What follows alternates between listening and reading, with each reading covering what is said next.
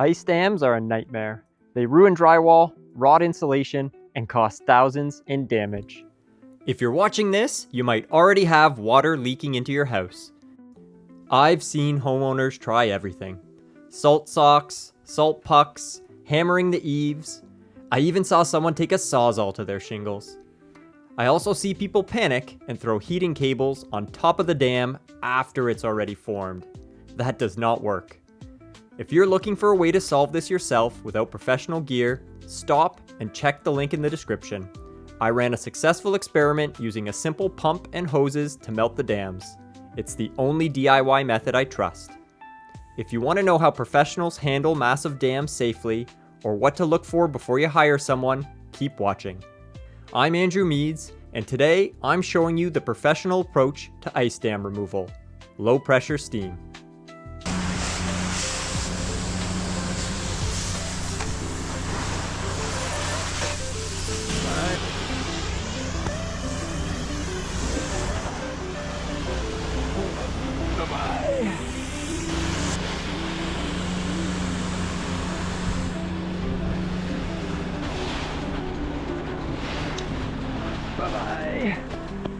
When a dam is fully formed, you don't have many good options. A lot of people buy those hardware store heating cables and toss them on the roof, hoping they will melt the dam. But when you toss a hot wire on a massive block of ice, it just melts small tunnels and creates a puddle. The heat cannot transfer fast enough to the surrounding ice, and because there is no drainage channel, that water just sits there or refreezes. Wires are for prevention, to keep channels open. They are not for curing a massive dam. They actually make removal harder. If I cut a chunk of ice free and that wire is frozen inside it, the heavy ice can swing down and smash into your windows or siding like a wrecking ball. Perfect. Just, yeah, you want it big, and then, but also they get pretty heavy. To remove the dams, the secret isn't force, it's thermodynamics. I want to be clear, this requires industrial equipment. You cannot do this with a household steamer or a little electric pressure washer. We are talking about volume. To change this much ice back into water, you need a massive amount of heat. Even a regular hot power washer won't work. It needs to be modified.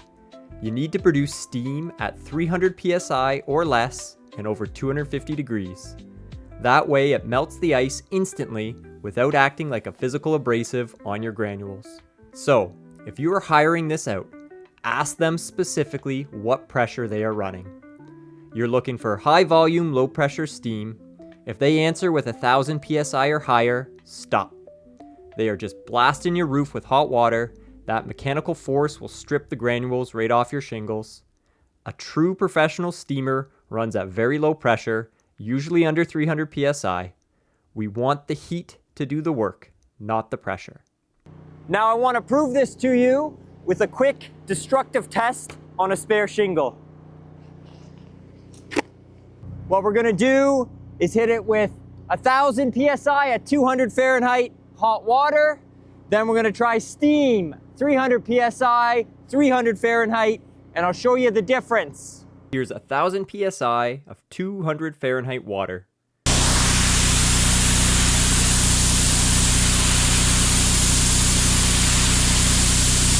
You can see, once the shingle heated up, it ripped out all the granules. Now, here is the steam.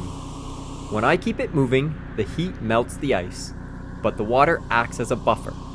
The shingle is untouched. But I want to be clear, steam isn't magic. In real-world conditions, you're going to have the thermal mass of the water on top of the shingles. If you hold this tip in one spot and let the heat build up past 200 degrees, it will melt the asphalt bitumen. We've got hot water, 200 Fahrenheit, 1000 psi. We've got steam. If you put the tip directly on the dry surface and hover it there, you can do damage. In realistic scenario, we're actually cutting through ice and you keep your tip far from the surface. The shingles are unharmed. Your dam is gone. You can now get to the leak in your roof to repair the damage. You need an operator who knows how to use the equipment, how to use the ice and the water to act as a heat sink, to prevent damage. I like to use a fan tip on a bendy gun that lets me change my angle on the fly. This is crucial because I don't want to blast up into the shingles. I want to direct my fan of steam parallel. I slip the steam underneath the ice block to delaminate it. But I'm not just melting the whole thing. Ice is heavy, about 57 pounds per cubic foot. If I release a massive 10-foot sheet of ice, that'll rip the gutters right off the house or smash the barbecue down below. So I use steam to dice the dam into manageable chunks. I'll steam vertical channels and then undercut the block so it slides off gently without damaging the home.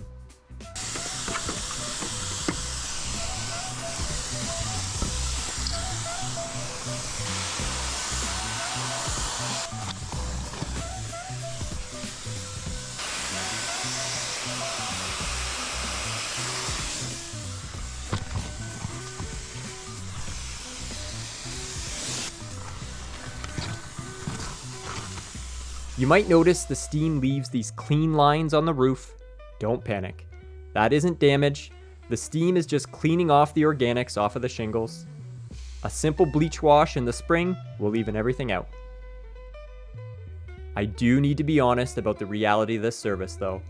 It is slow and it's expensive. Because you can't see how thick the ice is deep down, it's impossible to give a flat price. I charge $250 an hour with a 3-hour minimum. I'll target the area where it's leaking first, but to give you an idea, clearing this 40-foot section of roof took me about 4 hours. Well, look at this little spot. Right there is a nice hole right on the top of my boot. It flowed right down in there. Now I got a squishy foot in the wintertime. That sucks. Here's a pro tip that could save you thousands. If you have an active leak, call your insurance provider. Many policies cover ice dam removal as emergency mitigation to stop water damage. I've had clients get this entire service reimbursed. And just like that, the dam is gone, the roof is safe, and the leak is stopped. Now, prevention is always cheaper than the cure. The root cause is usually heat escaping from your attic, so adding insulation is the long-term fix. But for now, if you can, use a roof rake to pull the snow off the bottom few feet of your roof before it melts. Again, this requires specialized equipment. If you're stuck in a jam and can't hire a pro, do not take an axe to your roof. Check out that video I mentioned on the DIY pump method right here. It takes longer, but it's safe. Stay warm, stay dry. I've taken all my stuff off. It's never what you want to see in one of your boots. Squishy foot all day. And I'll see you at the next one. Cheers.